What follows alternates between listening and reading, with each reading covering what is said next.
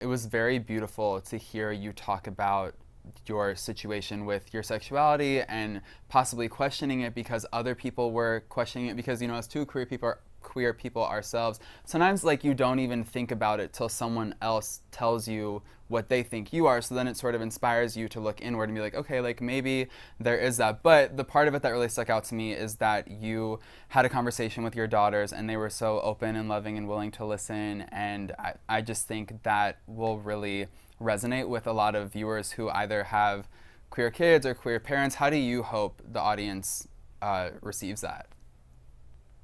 You know, to be honest, I didn't even think about what you just said until right now, and that actually touches me very much. I was only it was the most difficult conversation I've ever had with my children, and I was terrified to have that conversation.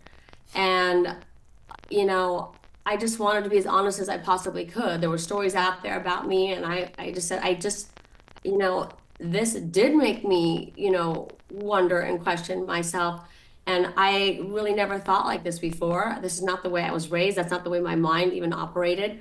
And all of a sudden, I was thinking like that. And I wanted to be as honest with them as possible because they are my best friends. And, I like to lead by example. And I thought, if this is what I'm going through and feeling, I want them to always feel comfortable enough to share with me, the hardest conversations and know that they'll be accepted no matter what.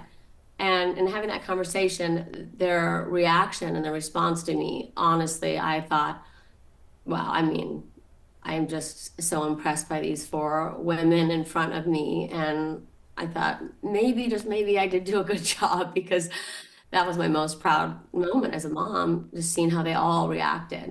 I feel anybody who has watched you on the show knows one thing as a fact that you are an amazing mom and you have done such a great job because your girls are lovely.